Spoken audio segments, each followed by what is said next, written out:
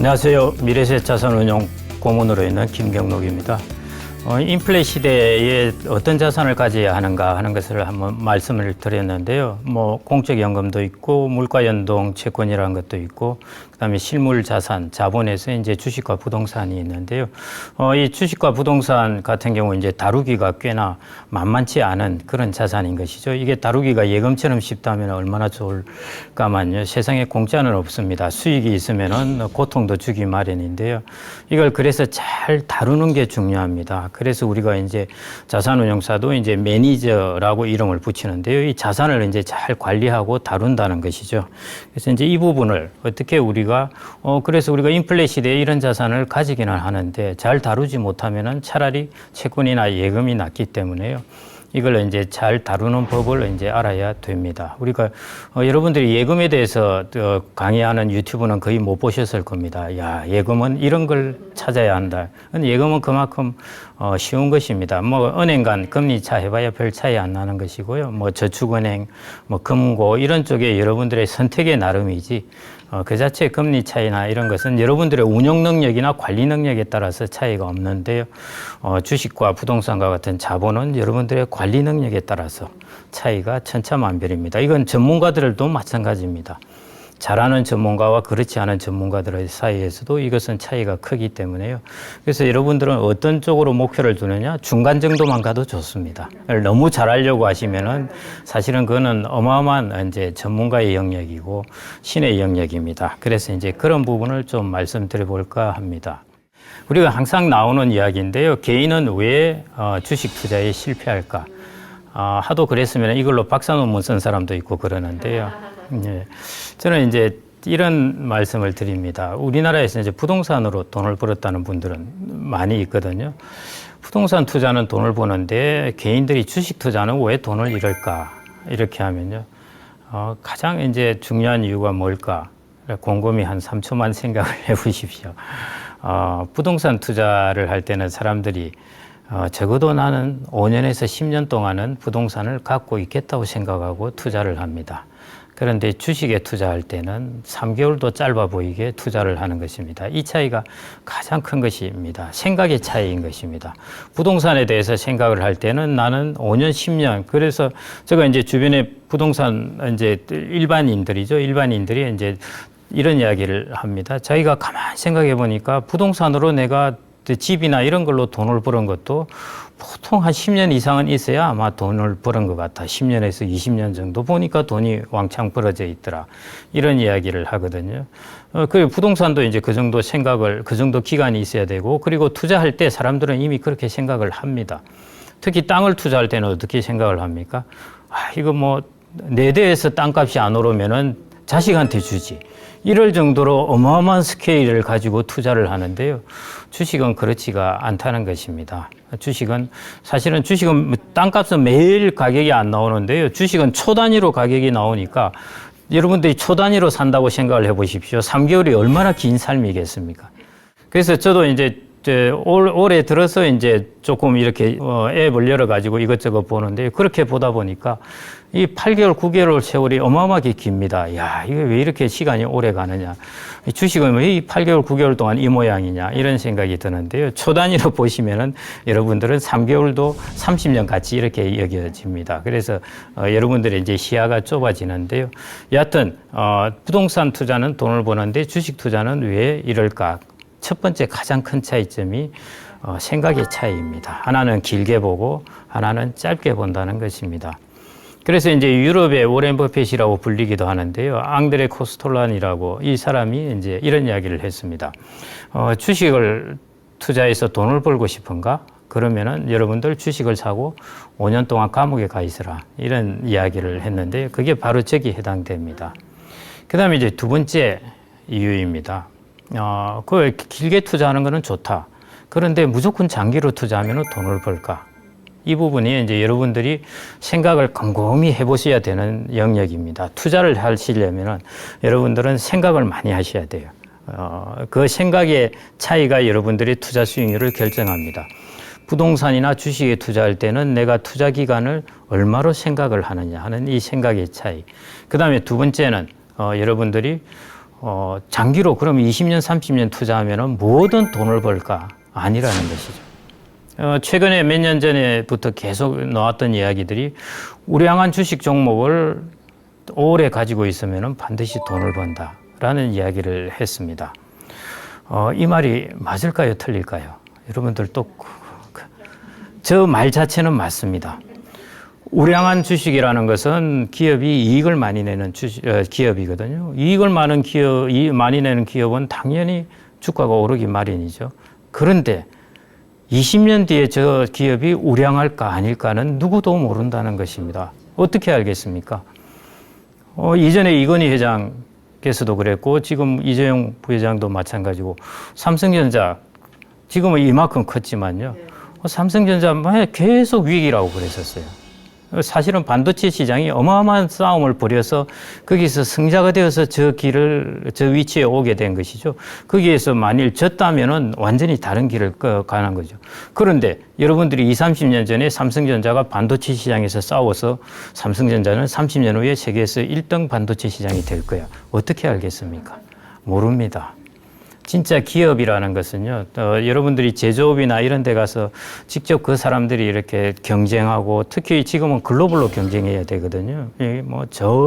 온 저 세계에 있는 사람들하고 다 경쟁을 해야 됩니다. 그렇게 경쟁을 하는 그런 데 가보면은, 이게 참 만만치 않구나, 이런 생각이 들게 됩니다. 남보다 뭔가를 하나 더 잘한다는 것이 참 쉽지가 않구나, 이런 생각이 듭니다. 그래서 우량한 주식 종목에 20, 30년 투자한다고 해서 돈을 버는 것은 아닙니다. 왜냐하면 20년 뒤에도 우량한 주식일지 누구도 모르기 때문입니다. 노키아라는 회사 아시죠? 잘 아실 겁니다. 핸드셋 이전에 다 유명했었는데요. 2003년, 2004년 이런 때 이제 그 노키아가 열풍이 어마어마하게 불었죠. 그래서 2008년 이때까지 노키아 주가가 아주 계속 치솟아 올랐습니다. 그리고 애플에 이제 그 아이폰이 나오고 이러면서 이제 이게 거꾸로지기 시작합니다. 그래서 고점 대비해서 얼마가 떨어졌느냐? 95%가 떨어졌습니다. 그 2003년 이런 때는 정말 우량한 주식이었어요. 그런데 불과 10년도 지나지 않아서 95%가 고점 대비해서 주가가 떨어져 버린 것입니다. 모릅니다. 세상은 어떻게 될지 모르기 때문에요. 한두 종목에 절대 투자하시면 안 됩니다. 여러분들의 삶을 어떻게 한두 개 여러분들의 삶을 이렇게 의존할 수가 있습니까? 적어도 여러분들이 목숨을 걸고 어디에 매달려 있다면은 줄을 10개 정도는 달아놓고 여기에 꼭 잡고 있어야죠. 줄 하나 굵다고 이렇게 잡고 있는데 그게 썩은 동아줄이면 어떡합니까? 모릅니다. 그렇기 때문에 꼭 한두 개의 종목이 아니라 여러분들은 주식의 패키지를 사시는 것, 그게 좋습니다. 단기적으로는 재미가 없어요. 종목은 한번 보십시오. 하루에 10%도 오르고 20%도 오르는데 얼마나 재미있겠습니까? 지수는 그렇게 못 오릅니다. 그런데 이게 제가 장기적으로 승부를 해야 된다고 말씀드렸는데요. 장기로 가면은 이것들이 이제 차츰 힘을 발휘하기 시작합니다. 어떤 사람은 종목을 투자했는데 이제 90% 떨어졌더라. 자산 가격요? 자산 가격 한번 모멘텀이 꺾이고 이 기업 별 볼 일 없네? 이렇게 한번 되면요. 고점 대비 90% 떨어지는 거는 심심치 않게 떨어집니다. 일본 같은 경우에 골프장 회원권 가격이 고점 대비해서 90년대 떨어질 때 보면요. 거의 99% 떨어집니다.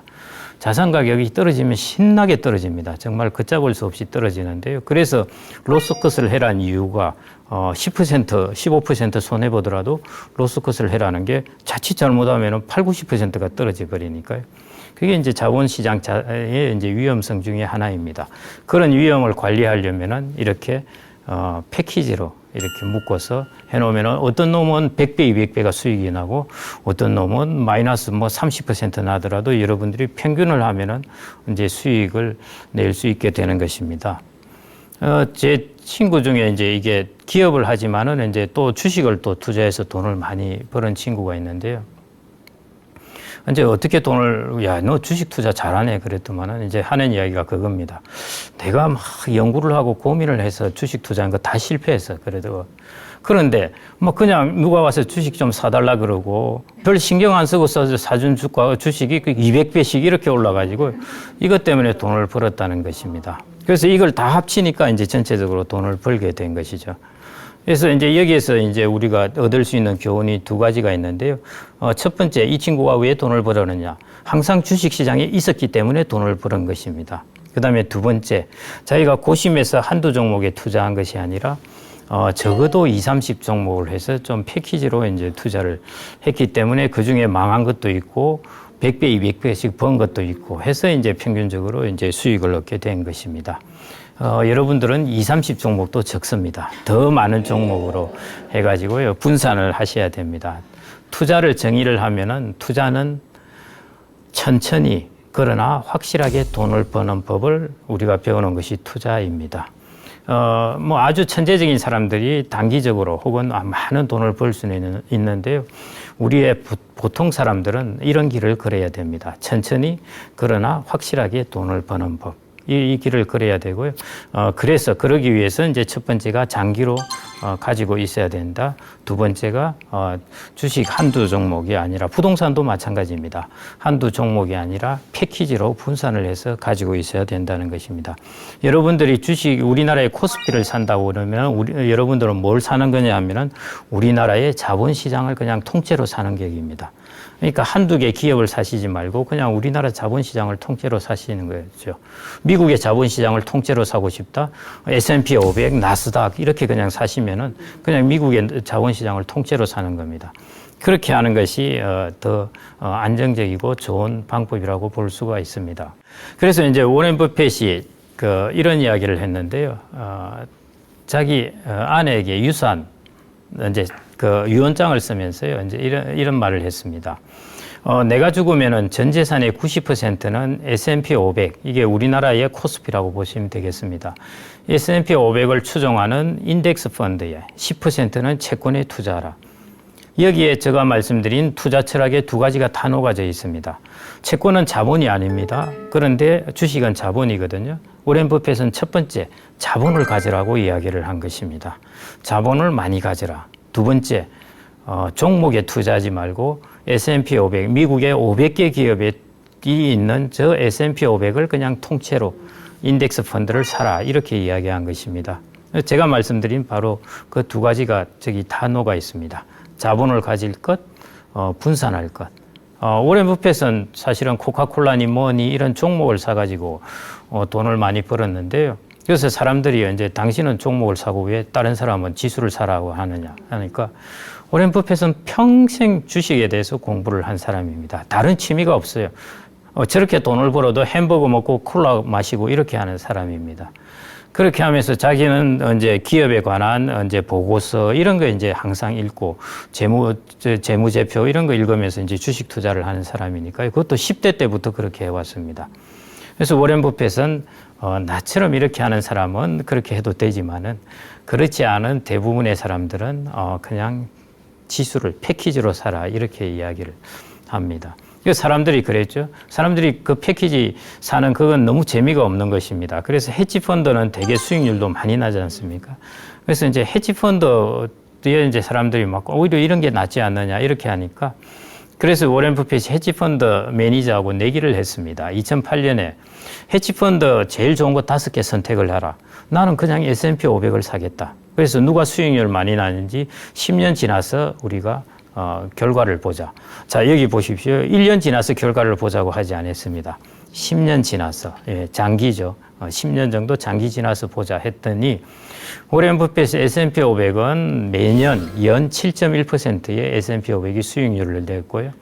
헤지펀드는 연 2.2%였습니다. 뭐 결과가 저기서 바로 이제 워렌 버핏이 이겨버린 것이죠. 그래서 워렌 버핏은 봐라 내 말이 맞지 않냐 하고 뭐 그냥 그 내기하고 이제 끝났습니다. 끝났는데 그래서 제가 또 앞 강의에서는 이제 그런 말씀을 드렸는데 워렌 버핏이 산출물이 있는 자산, 상업용 저소를 사라는 것인데 이 상업용 저소도 여러분들이 저소를 고를 이런 것들은 특히 주식시장은 그렇습니다. 그렇기 때문에 저렇게 패키지를 사는 것, 그게 이제 꼭 그렇게 하시는 것이 우리가 주식을 통해서 돈을 여러분들이 훨씬 위험을 줄이고 그리고 돈을 많이 벌 수 있는 방법입니다. 패키지를 사면 어떠냐 하면요. 예를 들어 우리가 주식이 망하는 주식도 있지만은 주식이 200배, 300배 오르는 주식도 있습니다. 여러분들 200배, 300배 오르는 주식을 선택을 하겠습니까? 지금 아마존, 뭐 애플, 구글 다 이야기를 하는데요. 그때 2000년 초반에 저 주식 사가지고 지금까지 가지고 있는 사람이 어디 있겠습니까? 그런데 아마존은 사실은 2000년 초반에 망한다고 그랬었어요. 그래서 뭐 다들 저 주식 안 샀었죠. 근데 뒤에 이제 급등했는데요. 저런 주식에 여러분들이 패키지를 사면은 저런 주식도 이제 들어가 있다는 것입니다. 아까 제 친구 이야기했듯이 자기 주식 투자인 것 중에 100배, 200배 오른 것도 있고 망한 것도 있고 하는 것인데 패키지를 사면은 여러분들이 저런 주식도 살 수가 있다는 것입니다. 비중이 이제 낮다 뿐이죠. 그러니까 망하는 것, 그 다음에 저렇게 엄청나게 대박 나는 것들, 그 다음에 꾸준하게 이익을 내는 것들, 이런 것들이 막 섞여서 여러분들에게 평균적인 자본시장의 수익을 내주는 것이 바로 이제 지수를 사는 것, 그것입니다. 그래서 큰 욕심 내지 말고 지수를 사는 것이 이제 주식에서 우리가 주식을 통해서 우리의 생애 자산 관리를 할 수 있는 그런 이제 가장 좋은 방법이라고 할 수 있고요. 이게 이제 미국의 이제 S&P 500 인덱스 펀드에 그냥 우리가 매월 50만 원씩 넣었다고 가정할 때 이제 1988년부터 2021년까지 이렇게 쭉 보면요. 원금이 들어간 것이 한 2억 원 정도 되는데요. 수익이 14억이 났습니다. 그래서 합계가 이제 한 16억 원 이렇게 됐는데요. 이게 얼마나 여기서 바로 이제 그 파워를 알 수 있을 겁니다. 그 중간중간 보시면은 원금 까먹는 때도 많습니다. 그러다가 한 번씩 저렇게 확 치고 올라갈 때는 저렇게 이제 급등하게 되는 것입니다. 이게 이제 우리가 인덱스 펀드라도 그냥 패키지를 모아놓은 것이라서 재미없다고 생각되는데요. 이게 시간이 길게 갈수록 이렇게 복리로 파워를 발휘하는 걸 볼 수가 있습니다. 그래서 인생 후반에는 사실은 이제 성장주도 좋습니다만은 배당주를 하는 것도 이제 좋은 방법입니다. 배당주는 우리가 배당을 해줄 뿐만 아니라 그러니까 우리가 배당 수익률을 받게 되죠. 어떤 것은 뭐 1%짜리도 있고 4%짜리도 있습니다. 그런데 배당주의 특징은 우리가 예금처과 달리는 배당주의 가격이 시간이 지나면은 가격도 이제 오르게 됩니다. 그래서 여러분들이 가지고 있는 원금의 가치도 오르게 되고 여러분들이 받는 배당 금액도 자꾸 이제 물가만큼 올라가게 됩니다. 그래서 인생 후반에 여러분들이 물가 상승률을 인플레이션을 방어하기 위해서는 예금을 이제 채권을 어느 정도는 당연히 가지긴 해야 되는데요. 이것 위주로 너무 하다가는 안 된다는 것입니다. 저것처럼 배당주 같은 경우는 나의 배당 금액도 물가 상승률만큼 올라가게 되고 그 다음에 원금도 따라서 올라가게 되는 저런 것들을 이제 좀 우리가 투자를 해야 된다는 것입니다. 배당주 같은 경우, 배당 같은 경우는 우리나라보다는 미국이 훨씬 환경이 좋습니다. 우리나라는 연배당을 해주거든요. 그래서 재미가 없어요. 1년 내내 기다렸다가 하면 띵동 해가지고 배당금이 들어왔습니다 하는데요. 우리나라는 70% 기업이 연배당을 해줍니다. 그런데 미국은 한 80% 정도 기업이 분기에 한 번씩 배당을 해줍니다. 이거 재밌어요. 거기는 심심하면 띵동 배당금이 들어왔습니다. 심심하면 배당금이. 그러니까 주가가 떨어져도 견딜 수가 있습니다. 아, 내가 뭔가 돈이 들어왔네? 사람이 기분이 확 깔아앉았다가 좀 이렇게 업이 돼가지고 그러면 견딜 수가 있는 거죠. 그런데 1년에 한 번씩 배당해 주는 건요. 정말 내가 이걸 왜 1년 동안 가지고 있어야 하냐. 배당 직전에 내가 사서 배당 받고 말지. 뭐 이런 생각이 들 정도이니까요. 그래서 이제 배당에 대한 환경은 우리나라보다는 이제 미국이 배당도 많이 해주고 배당도 분기에 해주고 해서 그런 상황은 이제 훨씬 좀 좋다고 보시면 될 것 같습니다. 그래서 글로벌로 자본은 글로벌로 분산을 하십시오. 우리나라 자본만 갖지 마시고요. 그래서 제가 이제 이렇게 분산을 하라, 여러 종목을 패키지로 사라 하는 것이 도대체 대가들도 그렇게 하는가? 오렌 버핏은 그렇게 하라고 했죠. 그러면 손정희 아시죠? 손마사오 해서 소프트뱅크를 이제 창업을 해서 벤처 투자하는 사람인데요. 이제 1년에 한 번씩 이렇게 기자들하고 이야기를 하는데, 이제 기자들이 그런 이야기를 했습니다. 손정희가 이제 그 공유 오피스 이런 거 투자했다가는 또 큰 실패를 보았거든요. 위워크라고 여러분들 가다 보면 가끔씩 보실 텐데요. 그래서 도대체가 당신 뭐 투자를 잘한다고 그러더만 왜 그런 거는 실패를 했냐? 그것도 몰랐냐고 물어보는 질문 자체가 그러죠. 앞을 일을 어떻게 알겠습니까? 그래서 손정희가 이제 이렇게 이야기를 했습니다. 내가 흐름은 나도 종목은 틀릴 수 있다. 그렇지만 내가 트렌드, 흐름은 내가 틀린 적이 있느냐 이런 이야기를 했습니다. 그래서 손마사오도 이렇게 패키지로 여러 종목을 사는 것이죠. 그 한 종목에 당연히 몰빵하지 않는 것입니다. 그래서 그런데 흐름도 사실은 바이오라든지 배터리라든지 다양한 흐름이 있는데요. 이 흐름도 여러분들이 따라갈 수도 있습니다만은 나 이 흐름도 리스크다 하는 사람들은 아까처럼 S&P 500을 다 사시면은 그 안에 모든 흐름이 다 들어가 있습니다. 그러니까 그것은 세상의 흐름이거든요.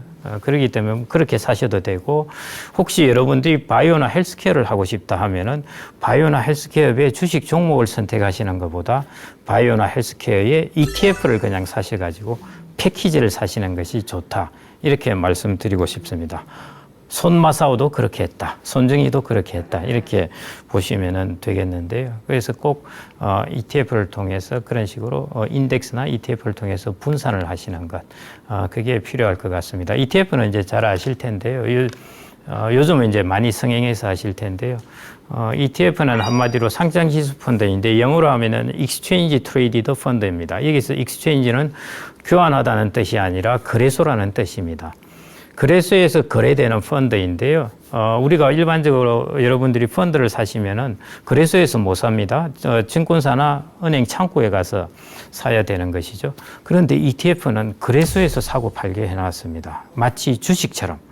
주식의 한 종목이나 똑같습니다. 그래서 여러분들이 ETF를 주문하려면은 펀드인데요. 저기는 이제 많은 종목들이 뭉쳐져 있는 펀드이죠. 펀드인데 은행이나 증권사 창구 가서 저 가입하러 왔습니다. 이러는 것이 아니라 여러분들의 모바일을 열어서 코드를 해서 그걸 그냥 거기서 주문내서 사실 수가 있습니다. 그리고 바로 팔 수도 있고요. 우리는 펀드는 환매를 하면은 또 한 이틀 있다가 이제 그 다음날 가격으로 환매 가격이 결정되는데요. ETF 같은 경우는 바로 그냥 파는 가격으로 이제 결정이 됩니다. 그래서 저게 이제 한마디로 펀드인데 거래소에서 거래되는 펀드. 거래소는 상장이 된 것들만 거래되니까요.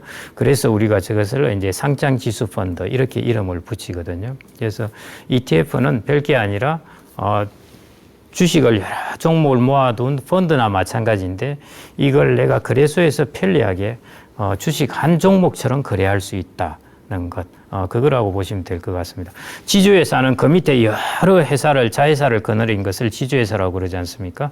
그래서 여러분들이 지주회사 주식을 사면은 자회사의 이익을 다 평균적으로 받게 됩니다. ETF가 그겁니다. ETF 안에는 많은 다른 종목들이 있는데요. 여러분들이 ETF 하나를 사시면은 그 밑에 다른 종목들의 배당이나 수익을 같이 이제 평균적으로 받게 되는 것이 ETF입니다. 그래서 바이오나 헬스케어 같은 경우는 이게 종목의 변동성이 커가지고 이 뭘 도대체 투자해야 될지, 그리고 투자했다가 크게 실패하기도 하고 그러니까요. 특히 그런 내가 이런 트렌드는 자신이 있다, 이런 트렌드는 꼭 갈 것 같아, 이렇게 생각, 뭐 배터리 트렌드라든지 이런 것들이 확신이 있으시면은 그 한두 종목보다는 이렇게 ETF라는 저런 패키지를 통해서 투자하시는 것이 좋을 것 같습니다. 그다음에는 이제 제가 부동산으로 넘어가겠습니다. 여러분들이 훨씬 관심이 많으신 것 같아요. 제가 이제 이분을 내놓은 것은 다른 것 때문에 내놓은 것이 아니라요. 이분이 왜 흑석동의 상가를 그렇게 돈을 많이 빌려서 투자했느냐에 대한 답변이 그거였습니다. 내 노후를 준비하려고 였습니다. 이것 하나로 나의 노후를 한 큐에 준비하려고 였습니다. 그게 586의 생각입니다. 그래서 제가 어디 강의를 가보면은 지금 퇴직하시는 분들에게 노후 준비 가장 좋은 수단이 뭡니까? 물어보면은 뭘로 하시겠습니까? 하면은 상당수의 사람들이 부동산이라고 이야기를 하십니다. 그 부동산 나쁜 건 아닙니다. 그런데 부동산을 몰빵을 투자한다는 것이 문제입니다. 그럴 수밖에 없죠. 부동산 하나의 가격이 비싼데 내가 몰빵을 투자해야지 뭐 돈이 200~300억이 있으면 내가 분산 투자하지만요. 그럴 수밖에 없습니다. 제 이제 선배이시기도 한데요. 한 몇 년 전에 이제 일산에 막 이제 아파트들 짓고 그럴 때 상가 이걸 이제 아는 사람을 통해서 참 중개 사무소를 잘 아는 사람을 통해서 상가를 분양을 받았다 하는데 그게 골칫거리가 됐습니다. 상가 이것도 자기가 돈을 빌려서 들어가긴 하지만은 자기의 노후 자금의 상당 부분을 거기에 이제 넣는 것입니다. 자, 집중 투자. 이제 한두 종목에 올인을 해버리는 것입니다. 그래서 부동산이 나쁜 것은 아닌데요. 이렇게 집중 투자하니까 위험하게 됩니다. 그리고 노후에 이게 세입자 관리하기도 만만치 않습니다. 그래서 아까 여러분들 주식도 이제 저런 ETF나 저런 걸 통해서 이제 간접 투자하듯이요. 이제 부동산도 간접 투자 쪽으로 돌아서야 된다는 것입니다. 부동산이 이거는 투자를 안 해야 된다는 이야기가 절대 아니고요. 아까 제가 자본이라고 말씀드렸지 않습니까? 자본을 가져야 되는 건데 그 자본 중에 하나가 중요한 자본이 부동산입니다. 이걸 어떻게 투자하느냐에 이제 투자의 방법일 따름이죠. 우리가 자산이 일반 서민들은 이제 자산이 적다 보니까 사실은 거의 올인을 하는 것이죠. 부동산 한두 종목에. 지금은 이제 젊은 층들이 이제 돈을 많이 빌려서 아파트나 주택을 샀다가 지금은 이제 되게 곤란한 상황에 있는데요. 그래도 젊은 사람들은 다시 이걸 극복할 기회가 있습니다. 극복할 기회가 있는데요. 인생 후반전에 접어든 분들은 근로소득이 있는 것도 아니고 극복할 기회가 없습니다. 자기가 평생 모아둔 자산이 이렇게 무수익성으로 이렇게 남게 되면은 이게 노후에 상당히 이제 타격을 입게 됩니다. 그래서 이제 부동산도 꼭 분산을 해야 됩니다. 그래서 우리나라 이제 부동산 상황을 잠깐 말씀을 드려보겠는데요. 저게 그래프에서 보면은 저게 이제 아파트 가격이고요. 그 다음에 이제 중간에 있는 것이 오피스텔이고, 그 다음에 제일 오른쪽에 있는 것이 오피스입니다. 큰 빌딩들. 오피스만 하더라도요, 한 80% 올랐는데 거의 웬만한 오피스는 2배 더블 났다고 보시면 되겠습니다. 그 다음에 이제 아파트가 계속 저렇게 풍기 현상을 빚다 보니까 이제 평수가 큰 대형 평수의 오피스텔 가격도 저렇게 치솟아 올랐습니다. 저게 지금의 상황입니다. 지금은 저게 약간 꺾였지만요. 불과 한 6개월 정도 전의 상황이 바로 저런 상황이었습니다. 그게 이제 초저금리일 때 일어난 현상이었는데요. 저것은 이제 꺾이게 되어 있습니다. 이미 꺾였고요. 지금은 부동산 가격이 떨어지냐 마냐 이거 논쟁을 벌일 때가 아니라 부동산 가격이 언제까지 떨어질지 이런 것들이 이제 언제 사야 될지 이게 이제 고민해야 될 타이밍이죠. 지금 떨어지냐 마냐 이거는 이미 떨어지는 방향으로 당연히 이제 한번 이렇게 틀면은 그 방향으로 가게 돼 있습니다. 그래서 저는 이제 대충 후내년에 사라, 내년에 사라, 이런 건 또 말할 필요도 없고, 그냥 내년 가서 보면 됩니다. 내년 가면은 또 상황이 변해져 있을 텐데, 적어도 내년까지는 떨어진다고 보시면 될 것 같고요. 그때 가서 이제 부동산을 보시면 되는데, 이제 기회들이 생겨나게 되겠죠. 지금 첫 번째 생겨난 기회가 채권입니다. 채권 회사채 금리가 4.5 정도 되니까요. 첫 번째 기회고, 이제 두 번째 기회가 좀 있으면 이제 주식에서 생겨날 거고요. 세 번째 기회가 또 좀 더 있으면은 이제 부동산에서 생겨날 것입니다. 그래서 여러분들이 현금 자산을 가지고 인생 후반을 준비해야 되겠다 하면은 지금이 좋은 기회이기도 합니다. 채권을 좀 사셨다가 4.5 괜찮죠? 얼마나 좋습니까? 그 다음에 주식도 좀 사셨다가 뒤에 부동산도 사시고 하면은, 적절하게 자본과 채권을 섞어서 여러분들이 좋은 포트폴리오가 될 수 있을 것인데요. 다만 이제 부동산을 사실 때, 상가를 덜썩 내가 한 것을 올인하든지 이렇게 하시지 말고요. 분산해서 이렇게 좀 사셔야 됩니다. 간접 투자를 통해서요. 그래서 주택 요즘 많이 이야기들이 나오는데요. 제가 주택 데이터만 한번 가져왔습니다. 앞으로 주택시장이 어떻게 될까인데요. 앞으로 20년간 총 가구 수는 한 300만 가구가 증가합니다. 그래서 다들 가구 수가 증가한다는 것이죠. 그런데 이제 1인 가구도 많이 증가하고요. 가구 수가 여러분들이 보셔야 될 것은 어떤 가구가 증가하느냐 이걸 보셔야 되는 것입니다.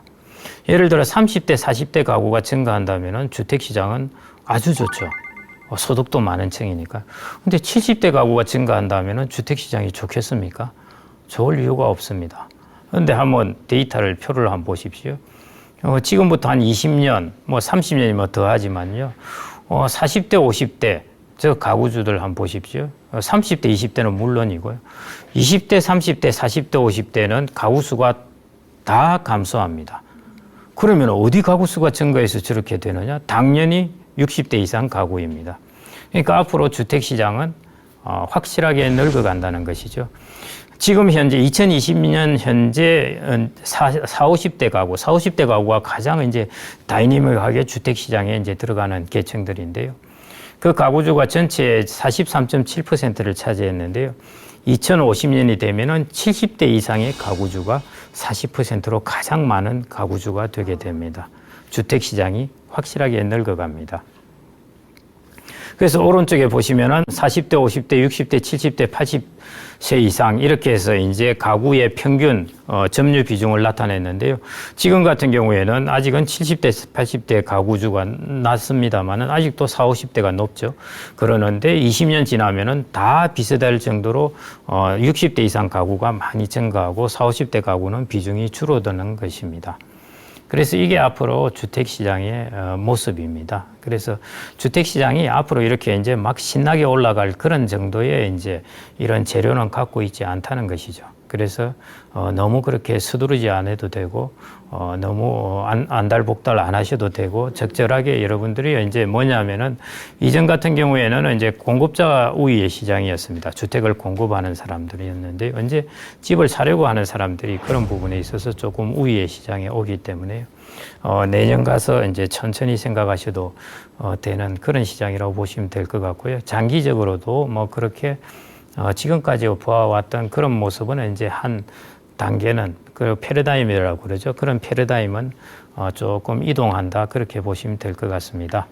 25세에서 64세 우리나라는 60대도 이제 조금 노후를 위해서 부동산을 사고 그러니까요. 이제 이 계층이 우리가 부동산을 많이 산다 이렇게 본다면요. 이 인구의 숫자가 어떻게 될까 보시면은 그래프처럼 저렇게 됩니다. 저게 증감을 나타냈는데요. 왼쪽에 보듯이 위로 막대가 있으면은 매년 증가한 숫자이고요. 오른쪽에 있는 밑으로 되어 있는 것은 매년 감소한 숫자입니다. 그리고 0 정도 있는 것은 이제 증가도 아니고 감소도 아닌데요. 저 시점이 지금 시점입니다. 그러니까 과거에 20년, 30년 동안은 저 인구가 매년 계속 증가해 왔습니다. 그런데 앞으로 계속 감소합니다. 한 20년 감소하고 다시 증가하면 괜찮습니다. 그런데 지겹도록 감소합니다. 40년, 50년 계속 감소하는 것입니다. 이게 이제 우리나라의 다른 노동시장, 경제, 뭐 군대 이런 문제에 다 영향을 주겠지만요. 주택시장에도 이제 영향을 준다는 것입니다. 과거 30년 동안에 25세에서 64세 인구가 1,000만 명이 증가했습니다.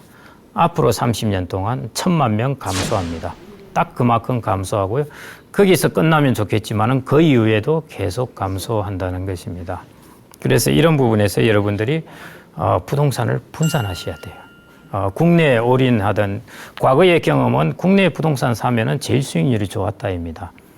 그래서 이 메모리를 너무 오래 갖지 마시고요. 이제 그 기억을 좀 툴툴 틀어버리시고 이제 새로운 분야를 이렇게 살펴보셔야 되는데 그게 이제 부동산도 여러분들이 다양한 물건으로 분산하고 예를 들어 주택만 가지고 하던 것을 이제는 물류센터도 해야 되고 데이터 센터도 해야 되고 오피스도 해야 되고 이렇게 분산을 해야 되는 거죠. 물건을 분산하고 그 다음에 이제 지역도 분산해야 되는 것입니다. 우리나라는 인구가 막 이제 줄어들고 젊은 인구가 막 줄어들고 있는데 같은 값이면은 좀 더 이 다이내믹하게 움직이는 뭐 미국이라든지 이머징 마켓이라든지 이런 시장에 이제 지역으로도 분산하고 물건으로도 분산하고 이렇게 하는 이제 투자 방법을 택하셔야 된다는 것입니다. 그런데 내 돈이 얼마 없는데 이걸 어떻게 분산해 하는데요.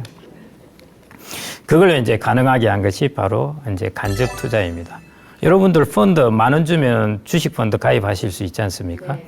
부동산 펀드 똑같습니다. 5,000원 10,000원 주면은 가입할 수가 있습니다. 그래서 간접 투자가 되는 것이죠. 그래서 이제 그걸 활용하시라는 것입니다. 그걸 일컬어서 우리가 리츠라고 부릅니다. REITS 해가지고 리츠인데요. RE는 Real Estate, 부동산이라는 뜻이고요. IT는 Investment Trust, 부동산 투자 신탁. 그래서 우리나라 말로 부동산 투자 회사라고 그럽니다. 왜 부동산 투자 신탁이냐 하면은 내가 부동산을 투자를 하게 되는데 이 투자를 내가 다른 사람에게 신탁을 해서 맡겨서 투자를 한다는 뜻입니다. 그게 바로 이제 리츠의 본질입니다. 그 이름에 이제 다 나와 있는데요. 그래서 이제 그래프에 보시듯이 이렇게 투자하는 것입니다. 부동산 투자 회사가 이제 만들어지죠. 그게 이제 리츠라고 하나의 회사를 만듭니다.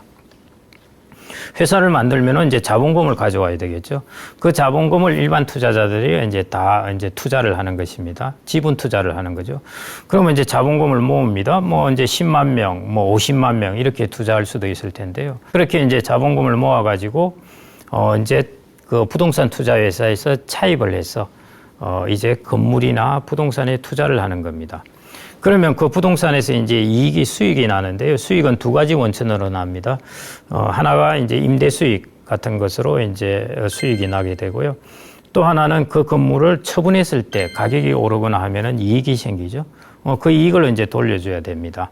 그래서 처분이익, 그 다음에 임대 수익 이런 식으로 부동산 투자에서 수익이 나게 되는데 그 수익을 여러분들에게 바로 투자자들에게 이제 돌려주는 것입니다. 그런 이제 부동산 투자회사를 가르쳐서 우리가 리츠라고 부르는 것입니다. 그래서 리츠도 그 하나의 기업처럼 회사입니다. 회사이기 때문에 여러분들이 한 종목을 해서 이제 사실 수가 있고요. 그러면 저 리츠의 비즈니스 모델은 뭐냐? 아까 말씀드렸듯이 여러 다양한 부동산, 뭐 회사마다 다릅니다. 어떤 회사는 몰에 투자하는 회사도 있고 물류센터에 투자하는 리츠도 있습니다. 거기 투자해 가지고 거기에서 나오는 수익을 이제 돌려주는 거. 그게 비즈니스 모델입니다. 그것도 그래서 리츠도 하나의 기업이라고 보시면 됩니다. 뭐 하는 기업이냐? 부동산에 투자하는 기업. 그래서 그 기업의 주식을 지분을 사는 것입니다. 그게 쉽게 말해서 리츠입니다. 그래서 이제 전혀 어려운 부분은 아니고요. 다만 일반 기업하고 조금 다른 이제 법적 규제가 있는데요. 그 중에 하나가 리츠 같은 경우에는 수익이 나면은 90% 이상을 반드시 배당을 해줘야 되기 때문에 기업 같은 경우에는 배당 정책에 따라서 자기가 배당을 안 해줘도 되고 많이 해줘도 되고 뭐 그렇거든요.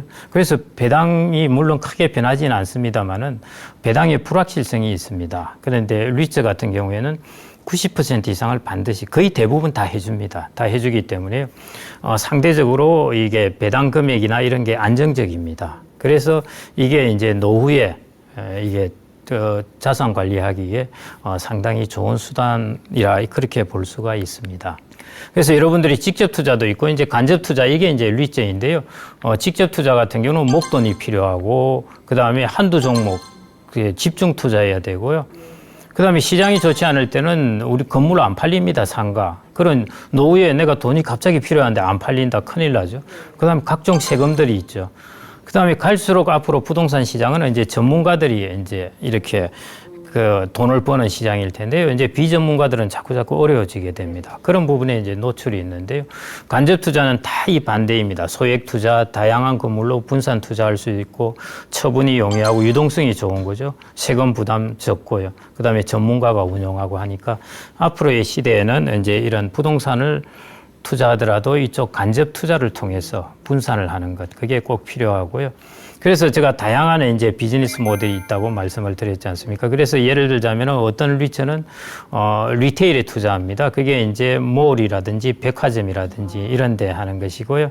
그 다음에 어떤 곳은 이제 오피스 큰 건물에 이제 임대 수익을 얻는 것이고, 물류센터가 이제 한때 유행했었죠. 이제 주유소에 또 하는 것도 있고요.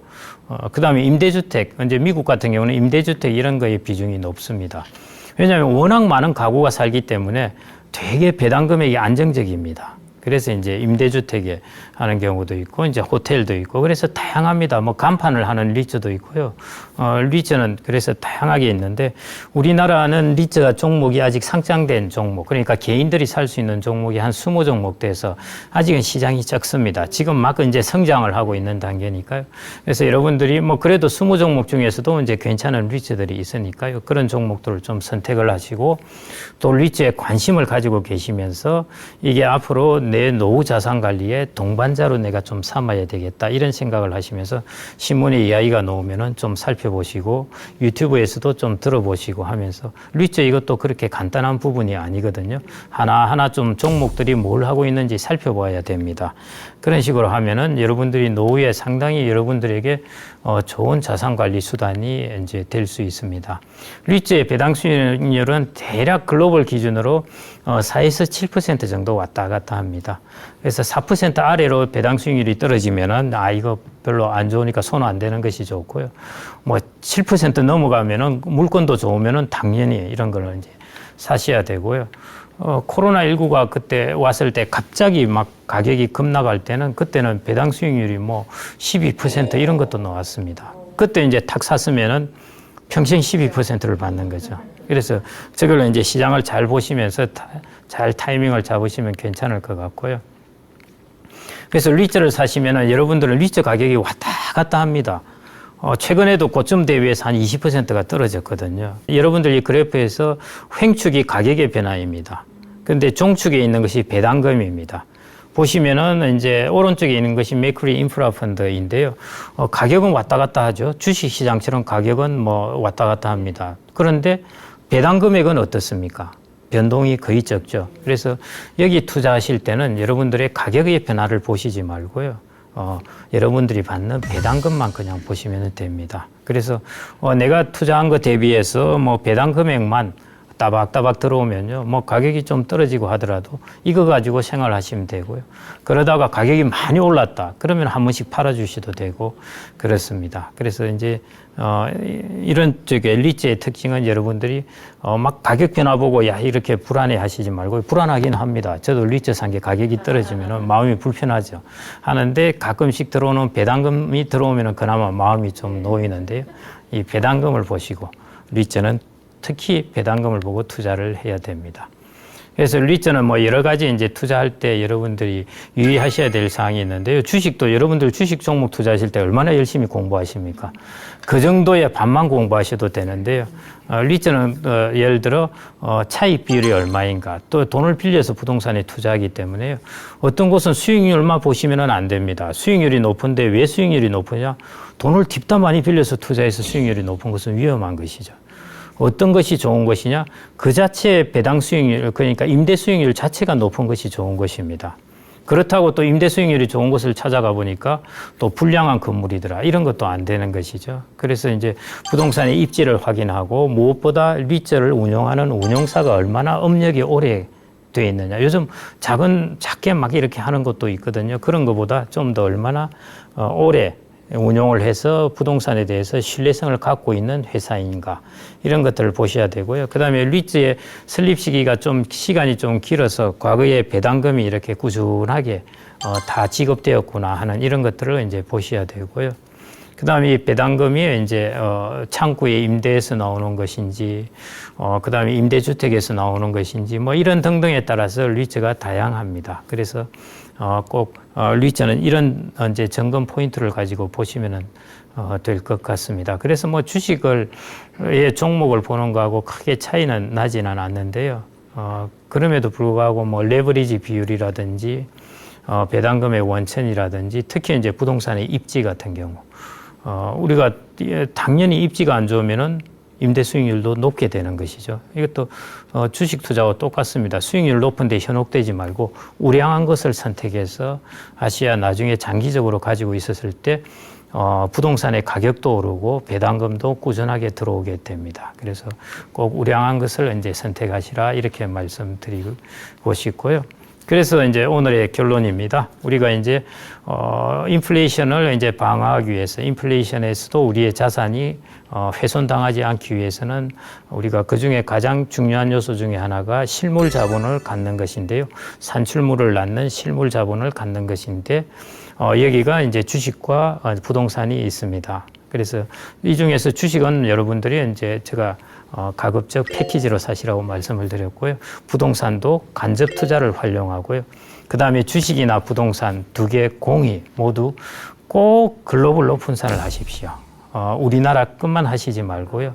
우량한 국가의 우량한 물건을 꼭 글로벌로 분산을 하십시오. 저는 최소한 국내와 해외의 비중을 50대 50은 두어야 된다, 이렇게 보는데요.